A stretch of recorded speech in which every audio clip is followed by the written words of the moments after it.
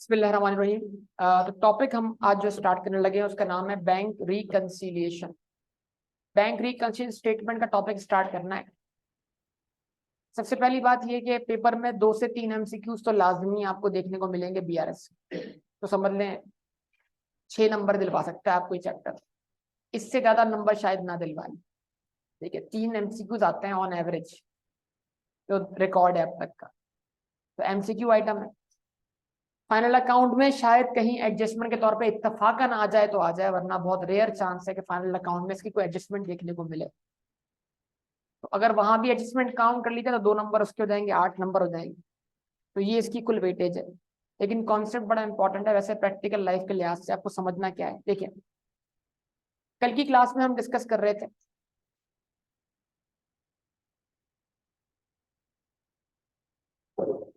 कल की क्लास में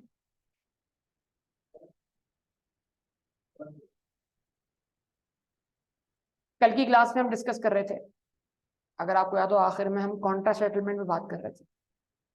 तो अगर मैं किसी की बुक्स में रिसीवेबल हूं तो वो मेरी बुक में क्या है, पेएबल है। ऐसा है क्या?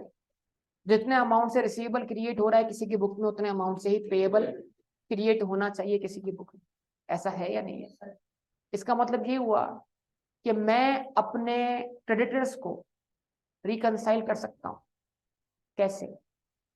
उनसे वेरीफाई करके कि हाँ जी, मुझ पर मेरे हिसाब के हिसाब से, मेरी अकाउंटिंग के हिसाब से मुझ पर लायबिलिटी कितनी, ये मेरी बुक शो कर रही है। अगर आप अपने रिकॉर्ड्स को चेक कीजिएगा कि क्या आपके रिकॉर्ड्स के हिसाब से भी, कि आपके रिकॉर्ड के हिसाब से भी लायबिलिटी रिसीवेबल उतना ही का उतना है या नहीं। मतलब एक ही ट्रांजैक्शन को एक वक्त में कम से कम 2 लोग रिकॉर्ड कर रहे होते, नहीं कर रहे होते।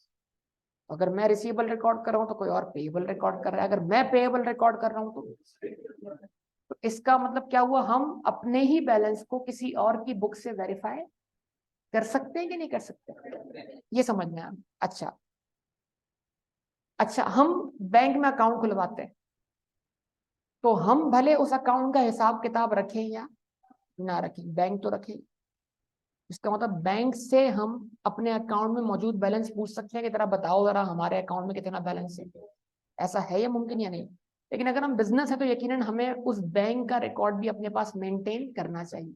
कहाँ करना चाहिए? वो कौन सी बुक है जहां पर बैंक का account maintain? Cash book bank column, पूरा जवाब कैश बुक बैंक कॉलम। लेकिन यहाँ पे रुक के एक बात और समझने की, तो बैंक में 2 किस्म के अकाउंट होते हैं। एक होता है करंट अकाउंट, एक होता है, तो कैश बुक में कौन सा अकाउंट मेंटेन हो रहा है?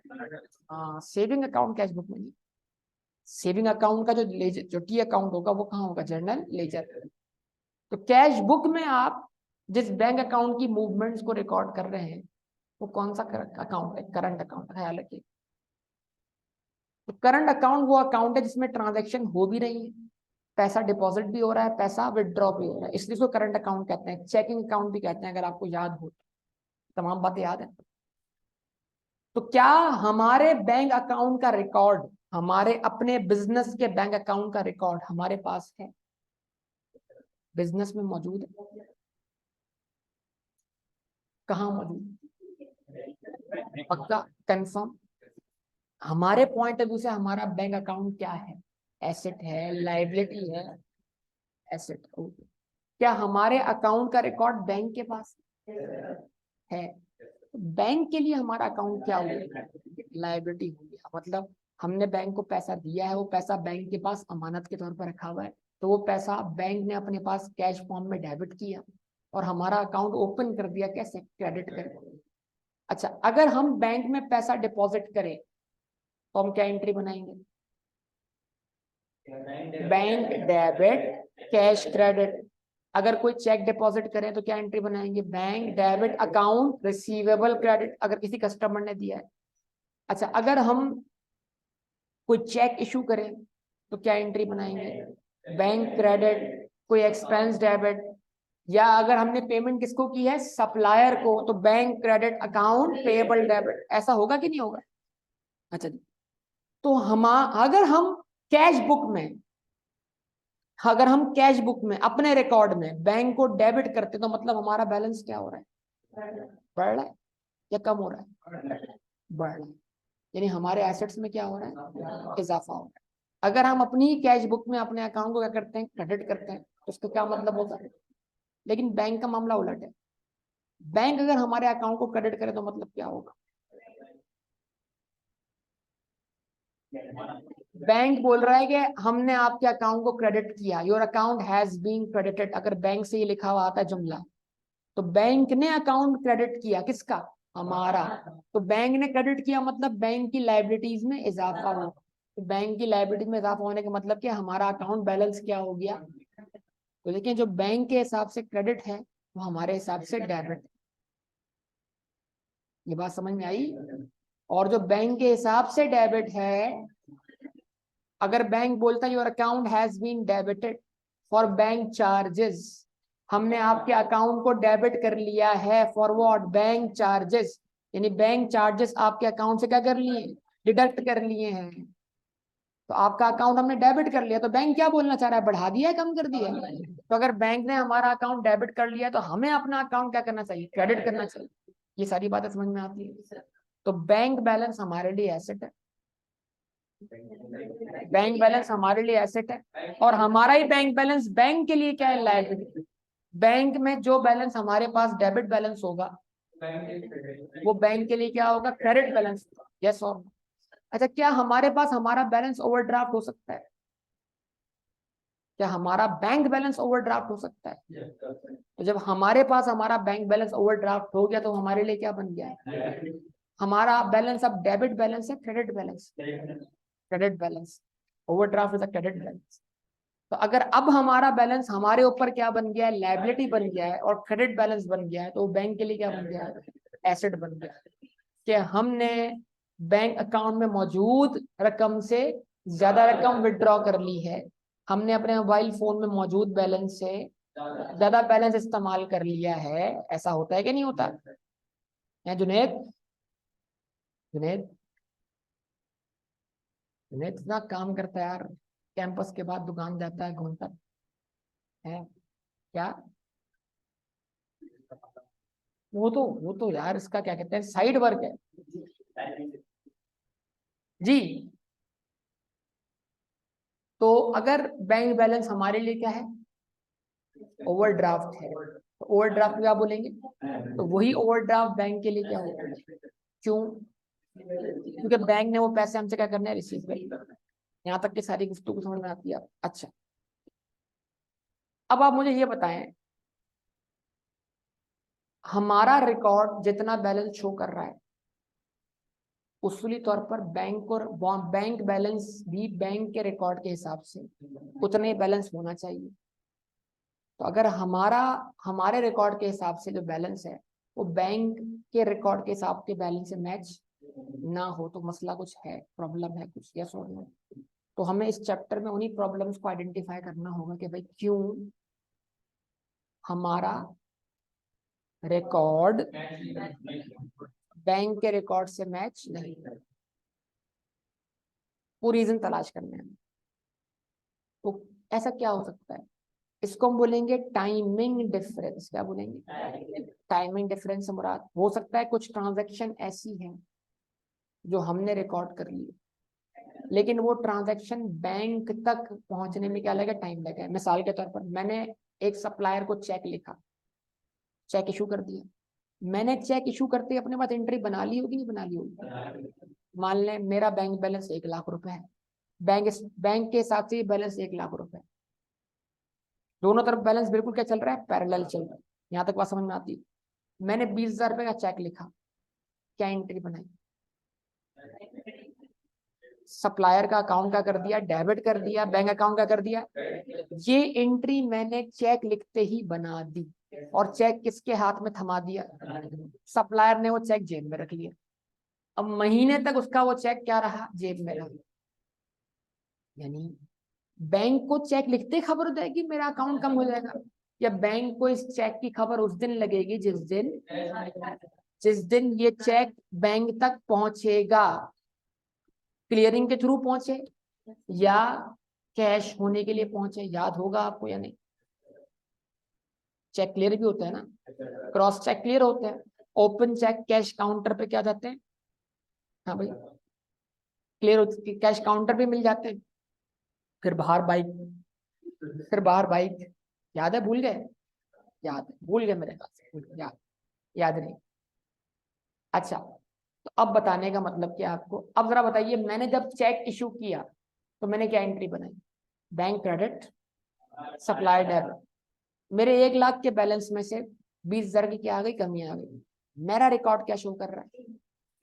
बैलेंस क्या शो कर रहा है? 80,000। और जब बैंक स्टेटमेंट आएगी महीने के एंड पर, बैंक का रिकॉर्ड आएगा स्टेटमेंट की शक्ल में, तो बैंक स्टेटमेंट क्या शो कर रही होगी? 1 लाख रुपए। इसका मतलब मेरा बैलेंस बैंक के बैलेंस से मैच नहीं कर रहा हो, तो मैं वजूहात तलाश करूंगा, स्क्रूटनी करूंगा, भाई ऐसा क्या मसला है। तो याद पता लगेगा, हाँ यार एक चेक लिखा था, वो शायद जो है वो चेक अब तक बैंक तक पहुंचा नहीं है, तो आज नहीं तो मैं क्या करूंगा, बैंक स्टेटमेंट में लिखे हुए बैलेंस में से 20,000 रुपए अज्यूम कर लूंगा कि ये पेमेंट आज नहीं तो कल होनी है। याद रखिएगा, बैंक उस वक्त तक माइनस जब तक बैंक को ना, ये मेरी अजम्पशन है, और मेरे माइनस करने से बैंक बैलेंस अमेंड नहीं होगा। मेरे हाथ में कौन सा रिकॉर्ड है? कैश बुक का। मेरे हाथ में बैंक का रिकॉर्ड नहीं है। मैं बैंक का रिकॉर्ड उठाकर स्टेटमेंट लिखूंगा कि bank balance as per bank statement कितना है? 1 लाख रुपए।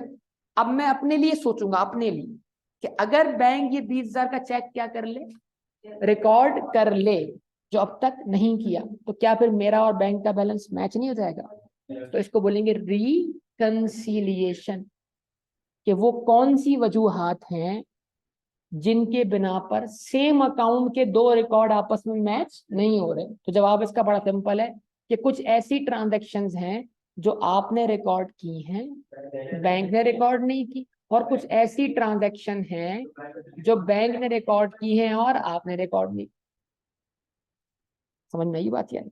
अच्छा, मुझे एक चेक मिला, पहला केस समझ में आया, दूसरा केस समझा रहा हूं। मुझे एक चेक मिला, कस्टमर ने दिया क्रॉस की शक्ल में, वो मैंने बैंक में डिपॉजिट करवा दिया महीने की आखिरी तारीख। अब वो चेक क्लियर होने में क्या लेगा? टाइम लेगा। तो मैंने तो डिपॉजिट करते ही अपना बैंक बैलेंस क्या कर लिया? बढ़ा लिया। मतलब मिसाल के तौर पे बैंक बैलेंस था 1 लाख रुपए, ठीक, मैंने उसमें चेक डिपॉजिट किया 50,000 रुपए का। क्या हो गया? एंट्री बनी बैंक डेबिट। कहाँ बनी ये एंट्री? कैश बुक में बनी। कौन से कॉलम में? Bank column. एंट्री बनी bank debit account receivable credit. अब ये चेक मैंने अपने पास रिकॉर्ड कर लिया है, बैंक में भी क्लियर नहीं हुआ। तो जब बैंक स्टेटमेंट आएगी तो बैंक बैलेंस 1 लाख रुपए होगा, और मेरे रिकॉर्ड के हिसाब से 1.5 लाख का बैलेंस होगा। तो इसका मतलब क्या आ रहा होगा? डिफरेंस 50,000 का डिफरेंस आ रहा होगा। तो अब मैं उठाऊंगा बैंक बैलेंस कितना, बैंक स्टेटमेंट का 1 लाख रुपए, और मैं उसमें अपने लिए अज्यूम करूंगा, फर्ज करूंगा, खुद ही फर्ज, ये मेरे करने से बैंक में कुछ नहीं होगा, मैं खुद फर्ज कर लूंगा कि अगर बैंक ये 50,000 वाला चेक क्या कर दे, क्लियर कर दे, तो फिर मेरा बैंक बैलेंस क्या हो जाएगा? बढ़ जाएगा, और मेरा और बैंक का रिकॉर्ड क्या हो जाएगा? मैच हो जाएगा। This is called what? Reconciliation. ये सबसे 2 कॉमन एग्जाम्पल हैं। ये 2 वो ट्रांजैक्शन है जो बिजनेस से रिकॉर्ड की हुई होती हैं। पहली ट्रांजैक्शन जो मैंने आपको बताई उसका नाम था अनप्रेजेंटेड चेक। क्या नाम था? क्या मतलब? ऐसा चेक जो हमने इशू किया, जो हमने इशू किया, अपनी कैश बुक से क्या कर दिया? डिडक्ट कर लिया, क्रेडिट कर दिया, लेकिन जिस शख्स को दिया वो लेकर बैंक तक पहुंचा ही नहीं है। तो इट मीन्स वो चेक बैंक को अब तक प्रेजेंट ही नहीं है। क्या कहेंगे उसको? Unpresented cheque. और जो दूसरी एग्जाम्पल मैंने आपको दी उसको क्या बोलेंगे? अनक्लियर्ड चेक। क्या बोलेंगे? अनक्लियर्ड चेक। ऐसा चेक जो हमें मिला है, हमने अपने अकाउंट में डिपॉजिट कर लिया है, हमने अज्यूम किया है कि इन गुड फेथ हमारा बैंक बैलेंस बढ़ गया, यस और नो। जैसे फहीम वाला चेक मिला था, फहीम तो कल भी आया होगा अगर आपने पढ़ाई की है तो। जैसे फहीम वाला चेक मिला था, तो फहीम वाला चेक मिलते ही हमने अपना बैंक बैलेंस बढ़ा लिया था, नहीं बढ़ा लिया? अब 2 आउटकम है, या तो बैंक भी हमारा बैलेंस बढ़ा दे या डिसऑनर्ड कर दे। बैंक बैलेंस बढ़ा देगा तो हमारा और बैंक का बैलेंस मैच कर जाएगा। बैंक ने अगर वो चेक क्या कर दिया? तो हमने जो अपने पास बैलेंस बढ़ाया था, हमें अपना बैलेंस क्या करना होगा, कम करना। तो ये आपके सामने मैंने दो रीजन रखे। फिर तीसरा, इसमें जो मजीद रीजन आएंगे वो उन ट्रांजेक्शन्स के होंगे जो किसने रिकॉर्ड किए। बैंक पहले रिकॉर्ड कर चुका और हमने अब तक अपने पास रिकॉर्ड नहीं। वो कौन सी ट्रांजेक्शन, वो कौन सी ट्रांजेक्शन? सबसे पहले आ गए बैंक चार्जेस। तो अगर मिसाल के तौर पर बैंक बैलेंस 1 लाख रुपए है इधर भी और उधर भी, बैंक ने आपसे 2,000 रुपए क्या कर लिए, आपके अकाउंट में डेबिट कर लिए। क्या कर लिए? तो अब आपका क्रेडिट बैलेंस था 1 लाख रुपए, बैंक ने डेबिट कर लिए 2,000 रुपए, नेट क्रेडिट बैलेंस क्या बचा, 98,000। तो बैंक अकाउंट कितना बैलेंस शो कर रहा है, और हमारा कैश बुक कितना बैलेंस शो कर रहा है, 1 लाख रुपए। अब क्या बैंक इस ट्रांजेक्शन को रिकॉर्ड कर चुका है? तो इस बैंक ने जिस ट्रांजैक्शन को रिकॉर्ड किया, इसका हमें कैसे पता लगेगा, क्या देख के पता लगेगा, बैंक स्टेटमेंट। क्या देखेंगे? जब हम बैंक स्टेटमेंट देखेंगे तो हमारा अकाउंट 2,000 से क्या हुआ होगा, डेबिट हुआ होगा। ये ट्रांजैक्शन किसने रिकॉर्ड की हुई है और किसने रिकॉर्ड नहीं की हुई, बिजनेस ने। तो अब ये ट्रांजैक्शन कौन से रिकॉर्ड में जानी, ये ट्रांजैक्शन कौन से रिकॉर्ड में जानी, ये ट्रांजैक्शन कौन से रिकॉर्ड में जानी, बिजनेस के रिकॉर्ड। हाँ जी। तो बैंक ने क्या कर दिया, हमारे अकाउंट को 2,000 से डेबिट कर दिया, मतलब हमारा अकाउंट कम कर दिया। तो अब बैंक में अब हमारा बैलेंस क्या है, 98,000 से क्रेडिट बैलेंस है, क्रेडिट बैंक के पॉइंट ऑफ व्यू से, और हमारे पास 1 लाख का डेबिट बैलेंस है, दोनों आपस में रिकनसाइल। तो ये ट्रांजैक्शन किसने रिकॉर्ड की, और अब ये ट्रांजैक्शन कहाँ रिकॉर्ड होनी है, और हमारे पास जो हमारा अकाउंट है वो कौन सा अकाउंट है, कैश बुक का। और कैश बुक किसके इख्तियार में, हमारे या बैंक के। तो इसका मतलब जो भी ट्रांजैक्शन ऐसी होगी जो बैंक ने रिकॉर्ड की होगी और हमने रिकॉर्ड, वो हमारे लिए फाइनल अकाउंट्स के हिसाब से कहलाएगी एडजस्ट। क्या कहलाएगी, ये ख्याल रखना। इट मीन साइड सी बात है, एक बंदा रिकॉर्ड कर चुका है, कौन रिकॉर्ड कर चुका है, और किसने रिकॉर्ड नहीं किया। तो ये एडजस्टमेंट कहाँ बनती है, हमारे रिकॉर्ड्स। लेकिन कभी भी वो ट्रांजैक्शन एडजस्टमेंट नहीं होगी जो हमने रिकॉर्ड की हुई है लेकिन बैंक ने रिकॉर्ड, क्यों, क्योंकि अगर हमने रिकॉर्ड किया तो हम उसकी डबल एंट्री बना चुके हैं, नहीं बना चुके हैं। तो क्या बैंक में जाके हम एंट्री बनाएंगे उसकी, तो मुमकिन नहीं है ना। हम बैंक के रिकॉर्ड को अमेंड, वो हमारे इख्तियार में नहीं है। बैंक तो उस ट्रांजैक्शन के होने का इंतजार करे। तो हमारे इख्तियार में क्या है, हमारी अपनी कैश बुक। तो ऐसी कोई भी ट्रांजैक्शन जो बैंक रिकॉर्ड कर चुका होगा और हमने रिकॉर्ड, वो हमारे लिए एडजस्टमेंट बन जाएगी, उसको हम फौरन रिकॉर्ड कर लेंगे। ठीक, कोई मसला? ठीक है जी। तो अब अगर पेपर में सवाल आता है कि वो कौन सी ट्रांजैक्शंस हैं जिनकी डबल एंट्री बनती है, फॉर एग्जांपल बोलेगा अनप्रेजेंटेड चेक, क्या उसकी डबल एंट्री बनती है, अनक्लियर्ड चेक, क्या उसकी डबल एंट्री बनती है, नहीं बनती ना, क्योंकि वो तो हम ऑलरेडी बना चुके हैं, वो किसके पास रिकॉर्डेड नहीं है, तो उसकी थोड़ी एडजस्टमेंट बनेगी। मैं ही तो समझा रहा हूं आपको, डबल एंट्री सिर्फ उसी ट्रांजैक्शन की बनेगी जो बैंक में रिकॉर्डेड है और बिजनेस के पास क्या है, अनरिकॉर्डेड। क्योंकि जो हमारे पास रिकॉर्डेड है उसकी एंट्री तो ऑलरेडी बनी हुई है, ये समझने की जरूरत है। यही तो ट्रैप है पेपर का सारा का सारा। ठीक है, ये बेटा ऑप्शन समेत आ जाएगा बेटा सब कुछ जी। तो अब ये जरा आप देखिएगा, तवज्जो से दरकार है, इस हवाले से कुछ चीजें देख लें। जो कैश बुक होती है उसका एक नाम और भी है, उसको बोलते हैं कुछ अकाउंटिंग के अंदर उसको रिसिट एंड पेमेंट अकाउंट भी कहते हैं। क्या बोलते हैं, रिसिट एंड पेमेंट अकाउंट। मतलब कैश बुक में क्या रिकॉर्ड करते हैं आप, रिसिट्स और पेमेंट्स। क्या कहता है, there are many different methods by which a business might make payment to suppliers and receive payment from customers. These methods may include, ठीक है जी, कैश क्या है, cash is what, ready money for accounting purpose. Cash includes money in hand and पेटी cash. Cash in hand, और वो cash जो रोज के खर्चों के लिए रखा हुआ है, खर्च होगा तभी वो एक्सपेंस बनेगा। पेटी कैश इज नॉट एक्सपेंस। पेटी कैश में से पैसा खर्च होगा तो एक्सपेंस। पेटी कैश का जो फ्लोट है वो क्या है, एसेट है। जब आप एसओएफपी बनाएं तो कैश इन हैंड का बैलेंस सीडी में पेटी कैश का बैलेंस सीडी में क्या करें, शामिल करें। ठीक है। उसके बाद cheques. A cheque is an agreement of payment between two individuals और organisation. So when you write a cheque, write a cheque के लिए टेक्निकल टर्म इस्तेमाल होता है when you draw a cheque. Draw, draw का मतलब क्या होता है, बनाना। ठीक है जी। You are agreeing to pay another individual और organisation money that you owe them and you are instructing your bank to make that payment। यानी चेक को जब आप लॉ में पढ़ेंगे ना तो अब लिखा हुआ है चेक जो है वो ऑर्डर है। ऑर्डर, ऑर्डर मतलब हुक्मनामा है। आप वो हुक्म किसको दे रहे हैं, आप वो हुक्म बैंक को दे रहे हैं। ठीक है जी।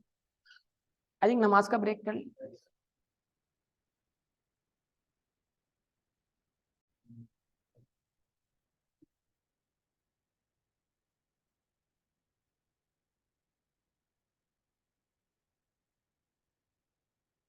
ठीक है जी। तो चेक्स के बारे में पढ़ लिया। चेक को मैंने कहा भाई चेक जो है वो एक ऑर्डर है। जिस जो अकाउंट होल्डर होता है उसका ऑर्डर होता है बैंक को कि भाई बैंक क्या करे, उसके अकाउंट से पेमेंट करते हैं। उसके बाद मुख्तलिफ चीजें और भी हैं। एक और चीज होती है पे ऑर्डर होता है।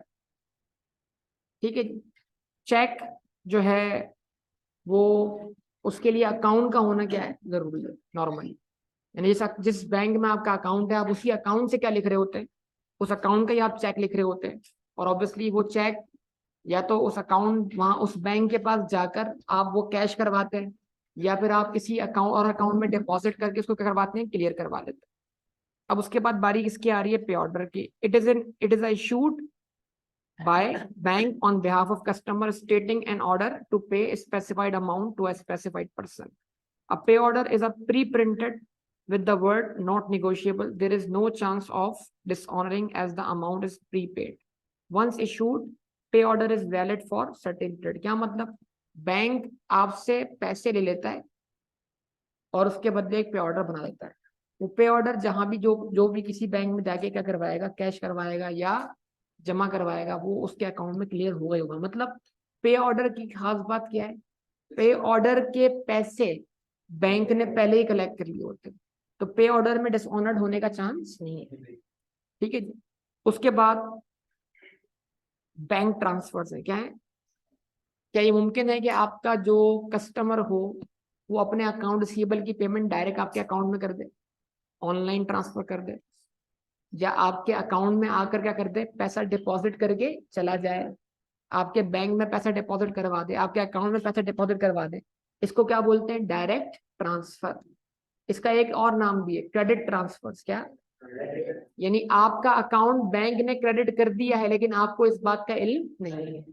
अच्छा जी। उसके बाद bank transfer, an amount transferred directly from bank account holder's account to the bank account of another party on the instruction of the first person। ठीक है जी। तो अमाउंट ट्रांसफर हुआ है बैंक अकाउंट, आपके बैंक अकाउंट में से यानी account holder के अकाउंट में से किसी और के अकाउंट में। ये भी एक और सर्विस भी है। मतलब मैंने इसकी एग्जांपल दी, वो एग्जांपल दी कि आपके कस्टमर ने आपके अकाउंट में पैसा डिपॉजिट किया, इसको क्रेडिट ट्रांसफर कहते हैं। लेकिन यहाँ जो लिखा हुआ है वो एग्जाम्पल ये लिखी हुई है कि बैंक बतौर एजेंट काम कर सकता है आपके बिहाफ। यानी एजेंट का मतलब क्या होता है, जो आपके बिहाफ पे ट्रांजैक्शन कर सके। तो आपने बैंक को भी इख्तियार दिया हुआ है कि बैंक आपके सप्लायर्स को आपके अकाउंट से क्या करे, पेमेंट करे खुद। अब इसकी दो सूरतें होती है। एक कॉन्सेप्ट इसमें इसमें आता है स्टैंडिंग ऑर्डर का, जिसको बोलते हैं ऑटो डेबिट सर्विस। क्या बोलते हैं, अच्छा, ऑटो डेबिट सर्विस क्या होती है, ऑटो डेबिट सर्विस ये होती है, डेबिट से मुराद यानी बैंक हमारा अकाउंट डेबिट कर देगा। ऑटो डेबिट सर्विस क्या होती है, आगे लिखी हुई भी आ रही है स्टैंडिंग ऑर्डर के नाम से। ऑटो डेबिट सर्विस क्या होती है, ऑटो डेबिट सर्विस ये होती है कि हमें कुछ पेमेंट्स डेट वाइज करनी होती है। अगर वो ड्यू डेट पे ना हुई तो उस पर हम पे क्या लग सकता है, डिफॉल्ट सरचार्ज लगता है। डिफॉल्ट करने पर हमारी जो है वो जो स्कीम जो भी चल रही है वो रुक सकती है। फॉर एग्जाम्पल इंश्योरेंस प्रीमियम बोल दें आप, तो अगर इंश्योरेंस प्रीमियम वक्त पर पे नहीं करेंगे तो आपका इंश्योरेंस प्लान जो होगा वो रुक जाएगा। आप चाहते हैं कि भाई वो डेट, जिस डेट पे वो पेमेंट करनी है वो आपके दिमाग से ना निकले, आप ना भूलें, तो आप बैंक से एक सर्विस ले लेते हैं जिसको ऑटो डेबिट सर्विस बोलते हैं या स्टैंडिंग ऑर्डर सर्विस बोलते हैं। तो बैंक हर मंथ की उस तारीख को आपके अकाउंट को डेबिट करके आपके अकाउंट से पैसा किसी और के अकाउंट में मुंतकिल कर देगा। ये एक स्पेसिफिक एग्जाम्पल है। इसमें इस पर जो एग्जाम्पल सर यहाँ लिखी हुई है, कहाँ पर, बैंक ट्रांसफर में, और स्टैंडिंग ऑर्डर नीचे भी आ रहा है, फिर फर्क क्या हुआ, फर्क बताना चाह रहा हूँ। इसलिए मैंने क्या किया, आपको स्टैंडिंग ऑर्डर पहले समझा दिया। फर्क यह है कि स्टैंडिंग ऑर्डर रेगुलर पेमेंट है। रेगुलर मतलब रिपीटेड, होती रहेगी। लेकिन जो बैंक ट्रांसफर है वो रेगुलर नहीं है, वो इर्रेगुलर पेमेंट है। मतलब जब जरूरत पड़ी तो बैंक आपके बिहाफ पर किसी और पार्टी को पेमेंट कर सकता है। तो दोनों केसेस में बैंक हमारे अकाउंट से क्या कर रहा है, पेमेंट कर रहा है। एक, अगर वो पेमेंट रेगुलर नेचर की तो उसको क्या नाम देंगे, स्टैंडिंग ऑर्डर का नाम देंगे, ऑटो डेबिट सर्विस बोलेंगे। क्या बोलेंगे? और अगर वो पेमेंट किस नेचर की, इर्रेगुलर नेचर, तो उसको बैंक ट्रांसफर बोलेंगे। उसको डायरेक्ट डेबिट भी बोल सकते हैं। डायरेक्ट डेबिट, क्या? डायरेक्ट डेबिट के बैंक ने हमारे अकाउंट से हमारे सप्लायर को डायरेक्ट क्या कर दी, पेमेंट कर दी। ठीक है, क्योंकि हमने बैंक को ये इख्तियार दिया हुआ है कि वो बतौर एजेंट हमारे ब्याह पे काम करे। अच्छा, उसके बाद क्रेडिट एंड डेबिट कार्ड्स। ठीक है जी, क्रेडिट एंड डेबिट कार्ड का मतलब क्या हुआ कि लोग ऑनलाइन शॉपिंग करते हैं। तो डेबिट कार्ड का मतलब ये होता है कि आप जब उस कार्ड से पेमेंट करेंगे तो वो कार्ड असल में किस पे चार्ज होगा, आपके अकाउंट। लेकिन अगर वो क्रेडिट कार्ड है तो क्रेडिट कार्ड से आपके अकाउंट पे पेमेंट चार्ज नहीं होगी, बल्कि वो क्रेडिट कार्ड की पेमेंट आप पे क्या बन जाएगी, लाइबिलिटी। और चंद दिनों बाद वो लाइबिलिटी आपने क्या करनी होगी, सेटल करनी होगी। तो अगर डेबिट कार्ड है तो जो भी आप जहां जहां आप कार्ड स्वैप करेंगे वो पेमेंट सीधी आपके अकाउंट से क्या होगी, माइनस होगी, यानी आपके अकाउंट से क्या हो जाएगी, डेबिट हो जाएगी। उसको आपने अपने पास क्या करना है, कैश बुक में क्रेडिट करना है, रिकॉर्ड करना है। लेकिन अगर जो ट्रांजैक्शन आप कर रहे हैं थ्रू क्रेडिट कार्ड, तो क्रेडिट कार्ड के थ्रू होने वाली ट्रांजैक्शन आपके अकाउंट में फौरन डेबिट नहीं होगी, वो आपके ऊपर क्या बन जाएगी, लायबिलिटी, बिजनेस के ऊपर लायबिलिटी। तो credit and debit cards, people often use these to pay for goods and services purchased from businesses. Once a sale is made, the business asks the credit or debit card company to make payment on behalf of the card holder. The credit card company then recovers the cash from the card holder. Debit card में recovery की जरूरत नहीं है। क्यों? क्योंकि debit card में payment आपके account से सीधी चली जाएगी, उसमें आपको टाइम नहीं मिलेगा। क्रेडिट कार्ड में क्या मिलेगा, आपको टाइम मिलेगा। ऑनलाइन पेमेंट, जिसका तस्करा मैंने ऊपर कर दिया था यहाँ पर। Many modern businesses now accept online payment for sales of goods and provision of services. Payment is often received through the use of credit cards and debit cards in the usual way or through the action of a third party. For example, PayPal. ठीक है जी, PayPal तो समझ ले virtual bank, ये bank physically exist, ये online wallet है, बस समझ लो। तो इससे इजी पैसा हो गया, वो भी ऑनलाइन वॉलेट है। ठीक है, जैस कैश, इस तरह की कुछ सर्विस ऐसी है जो ऑनलाइन है। तो आजकल ट्रेंड चला हुआ है किस चीज का, ऑनलाइन पेमेंट का। लेकिन ऑनलाइन पेमेंट में जो पेपाल की एग्जांपल है वो एग्जांपल थोड़ी डिफरेंट है। क्यों? वो इसलिए डिफरेंट है कि वो तो वहां तो फिजिकल कोई बैंक एग्जिस्ट ही नहीं करता, तो ये वर्चुअल बैंक। ठीक है, तो वर्चुअल बैंक अकाउंट खोल लें आप, या आपका अपना बैंक अकाउंट आपके पास अगर ई बैंकिंग सिस्टम की क्या हो, सहूलत मौजूद हो, आप ऑनलाइन पेमेंट कर भी सकते हैं और ऑनलाइन पेमेंट रिसीव भी कर सकते हैं। ई बैंकिंग की सहूलियात मौजूद है आजकल। स्टैंडिंग ऑर्डर मैंने अभी आपको बता दिया, किससे कनेक्ट करके, बैंक ट्रांसफर से। फर्क क्या बताया, रेगुलर पेमेंट है, इररेगुलर, और इसका एक नाम और बताया, डायरेक्ट डेबिट, वो भी नीचे लिखा हुआ है, ये आगे। An instruction a bank account holder, ठीक है जी, गिव्स टू देयर बैंक, यानी इंस्ट्रक्शन दे रहा है अकाउंट होल्डर किसको, अपने बैंक को, टू पे अ सेट अमाउंट, सेट मतलब fix amount, fix amount at regular intervals, यानी हर महीने की 5 तारीख को मेरे अकाउंट से पेमेंट जाएगी इंश्योरेंस के अकाउंट। कौन सी पेमेंट हो गई, रेगुलर। और ये बैंक ऑटोमेटिक क्या करेगा, और ये सर्विस आप अपने मोबाइल फोन की जो एप्लीकेशन होती है ना, उस पर खुद ही आप सिस्टम में ऑन कर सकते। तो अगर आप सिस्टम में ऑन कर देंगे, फिक्स कर देंगे, जैसे इसके अलावा मिसाल के तौर पर आप बाज दफा क्या करते हैं, एक तो बैंक अकाउंट होता है, और बाज दफा आप इजी पैसा या इस तरह की छोटे मोटे भी अकाउंट अपने पास रखते हैं। तो जब आप अपने बैंक अकाउंट से पैसे ट्रांसफर करते हैं ना, इजी पैसा वगैरह इन अकाउंट्स के अंदर, तो वो आपसे पूछता है कि भाई आप किस मकसद के लिए कर रहे हैं, मतलब फैमिली के लिए, एजुकेशन के लिए, कोई भी रीजन। जब आप वो कर लेंगे फिर पूछेगा क्या ये आपकी रेगुलर पेमेंट है, अगर आपको हर महीने की इस तारीख को ये पेमेंट चाहिए ही चाहिए, तो हम बगैर आपको जहमत दिए हर महीने यही अमाउंट इस डेट पर इस अकाउंट में ट्रांसफर करते रहे। तो इसका मतलब ये हुआ कि अगर किसी बिजनेस को सैलरीज टाइम पे भेजनी है, किसको, अपने एम्प्लॉयज को, तो वो उनके अकाउंट किस पे लगा दे, ऑटो डेबिट पे लगा दे, सॉरी क्या कहते हैं, auto debit standing standing order पे लगा दे।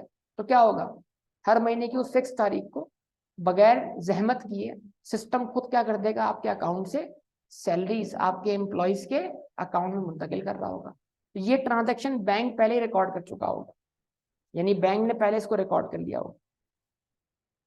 उसके बाद क्या है, डायरेक्ट डेबिट आ रहा है, a method of payment in which a person और payer allows another party to collect different amount from the payer's account on regular basis on specific date.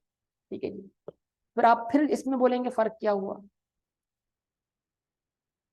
Bank transfer, direct debit, standing order, तीनों को फिर दोबारा से फर्क देगी कि मतलब तीनों केसेस में पेमेंट बैंक करता है। ठीक है जी। पहला केस, पेमेंट बैंक कर रहा है आपके कस्टमर को आपके बिहाफ पर। दूसरा केस, पेमेंट बैंक कर रहा है रेगुलर इंटरवल्स पर किसी भी अकाउंट में जो आप मेंशन करें। तीसरा केस थोड़ा डिफरेंट इस सेंस में है कि तीसरे केस में आपका जो सप्लायर है या जो नॉमिनेटेड पर्सन है वो बैंक के पास आ रहा है पैसा लेने के लिए। अब पढ़ के देखें लाइन को, क्या फर्क आया। अ method of payment in which a person pair allows, यानी हमने बतौर अकाउंट होल्डर क्या कर दिया, अलाउ कर दिया किसको, अनदर पार्टी, कि भाई मेरे बैंक के पास जाओ, तुम्हें क्या कर देगा, पेमेंट कर देगा। It means allows another party to collect different amount from payers account on regular basis on specified. यहाँ पर जिसने पेमेंट रिसीव करनी है वो हमारे बैंक के पास जा रहा है और वहां जाके वो पैसा कलेक्ट कर रहा है। तो यहाँ भी पेमेंट बैंक ही कर रहा है, लेकिन यहाँ पर जो पैसा लेने वाला है उसका आना क्या हो गया, जरूरी है। तो पहला केस, बैंक पेमेंट कर रहा है, हमने बैंक को परमिशन दी थी। दूसरा केस, हमने एक पर्सन को अलाउ किया हुआ है कि वो हमारे अकाउंट से विड्रॉ कर ले अमाउंट। तीसरा केस, ऑटो डेबिट सिस्टम, मतलब रेगुलर इंटरवल्स पर हमने पेमेंट के लिए सिस्टम में पेमेंट फिक्स की हुई है कि सेट अमाउंट हमेशा महीने की इस तारीख पर इस अकाउंट से उस अकाउंट में क्या कर दो, ट्रांसफर कर दो। तो इन तीनों केसेस का एंड आउटकम सेम है, मतलब हमारे अकाउंट में क्या आ गई होगी, कमी, और वो कमी किसने रिकॉर्ड की होगी, बैंक ने। हमें इसकी खबर कब लगेगी, बाद में, स्टेटमेंट देखने के बाद। तो ये वो ट्रांजैक्शन है जो किसने रिकॉर्ड की होगी, बैंक ने, और हमने रिकॉर्ड नहीं की। क्या चीज, ये तीनों सर्विसेज हैं, लेंगे ना, जाहिर सी बात, ये सर्विसेज जब तक हम इस सर्विसेज बैंक से अवेल नहीं करेंगे, जाहिर सी बात। यानी ये बैंक की जो नॉर्मल सर्विस है उसके उससे हटकर इजाफी सर्विस है, एजेंसी सर्विस कहते हैं। एजेंसी सर्विस का मतलब क्या हुआ, बैंक बतौर एजेंट आपके बिहाफ पे काम करे। अब अगर आप एजेंट लफ्ज को पता है, वो तो आपको वक्त समझाएगा कि एजेंट लफ्ज क्या होता है। ये वो वाला एजेंट नहीं है जो आप कहीं और देखते होंगे कि फलां एजेंसी का बंदा है फलां, ये नहीं। एजेंट का मतलब होता है जो दूसरे शख्स को रिप्रेजेंट करे। मिसाल के तौर पर ये बैठे हैं हैदराबाद में, इनका बिजनेस चल रहा है सक्खर में। अब इन्होंने यहाँ से हैदराबाद से सामान भेजा है सक्खर, तो अब ये क्या करेंगे, ये बोलेंगे यार उस वो जो बंदा है वो तो सक्खर बैठा हुआ है, पेमेंट का मसला हो जाएगा। तो यकीनन इनका सक्खर में कोई ना कोई एजेंट होगा जो इनके बिहाफ पर उनसे क्या कर लेगा, पेमेंट ले लेगा, और वो इनको यहाँ पर, और उसका क्या होगा, बीच में कमीशन। आप किसी को बात समझ में आया ना आया, इसको आती है मेरी बात समझ में। ठीक है, मैं मिसालें सारी देता हूँ बिजनेस वाली।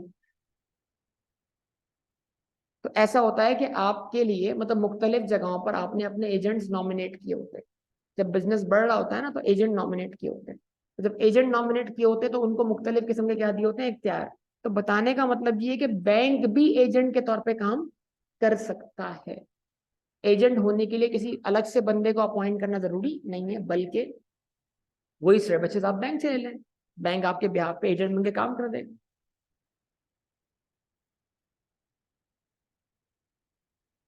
ठीक है जी। अभी आपके सामने एक इलस्ट्रेशन आ रही है, इस इलस्ट्रेशन को समझिए जरा बात।